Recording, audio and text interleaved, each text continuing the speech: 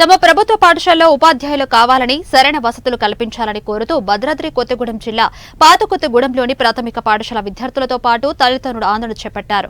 ఈ సందర్భంగా తమ పిల్లలకు పాఠాలు చెప్పేందుకు ఉపాధ్యాయులు సరిపోవడం లేదని ఈ హనుమాన్ బస్తీ ప్రాథమిక పాఠశాలలో 189 మంది విద్యార్థులు విద్యను అభ్యసిస్తున్నారని తల్లిదండ్రులు ఆరోపించారు. కానీ వీరికి సరిపోయేంత మంది టీచర్లు లేకపోవడంతో విద్యార్థులు సరైన విద్య అందక చదువుకు దూరమవుతున్నారని అన్నారు.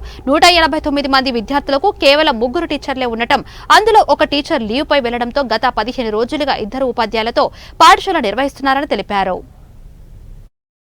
టీచర్స్ కూడా ఎక్కువ మంది రావట్లేదు, స్టడీస్ కూడా మంచిగా జరగదు.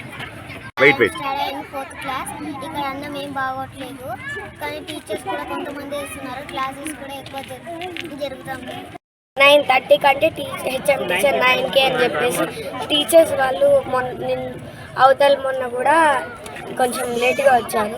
ఇవాళ మేమే చెప్పినాం ప్రేయర్, ఒక్కసారి కూడా రాలేదు, ఒక టీచర్ కూడా రాలేదు. ఇట్లా ఎన్ని డేస్ నుంచి అవుతుంది అంకుల్? ఎన్ని డేస్ పడుతుంది వద్దని చెప్తా అంటే కొంతమంది టీచర్స్ పట్టుకోండి అక్కడే తాగండి అని కొంతమంది టీచర్స్ చెప్తాను. చాలాసార్లు అన్నంలో పురుగులు కూడా వచ్చాయి. రాళ్ళు ఛాయమ్మకి చూపిస్తే ఇంతమంది వండుతున్నాయి కదా అట్లనే వస్తాయని చెప్తున్నారు. పురుగులు ఎన్నిసార్లు వచ్చారా? ఒక 3-4 మీ సార్ వాళ్ళు చెప్పారా? ఇంకా చెప్పలేదు. చెప్పడానికి పోతే ఆయన వాళ్ళు వద్దు వద్దు అంటున్నారు. అసలు ఎట్లా ఉందంటే అసలు స్మెల్ వస్తుంది. ఆ వాష్రూమ్స్కి వెళ్ళాలంటే వామిటింగ్స్ అవుతుంది మమ్మీ, చాలా ఇబ్బంది అవుతుంది మమ్మీ అని అంటుంది పాప. ఇప్పుడు 2 పాపలు జాయిన్ అయ్యారు. మొన్న పిల్లలు ఎవరో కొట్టుకున్నారంట. మా పాపకి ఫీవర్ వచ్చినా కూడా వచ్చి టీచర్ వాళ్ళు చెప్తే అసలు రెస్పాండ్ అవ్వట్లేదు, ఏం రెస్పాండ్ అవ్వట్లేదు. మేము ఎంత చెప్పి మేము ఎంత తిరిగినా కూడా స్కూల్లో 1 అవర్ వెయిట్ చేసినా కూడా అసలు రోజుకి ఒక్క టీచరు 2 ఒక సారు అంతే. 7 టీచర్లు వీళ్ళు అందరూ ఉండాల్సింది 2-3 ఉంటున్నారు. ఎవ్వరు రావట్లేదు సరిగ్గా. ఏది అడిగినా సరే అని చెప్తున్నారు. ఇంకా దేనికి రెస్పాండ్ అవ్వట్లేదు.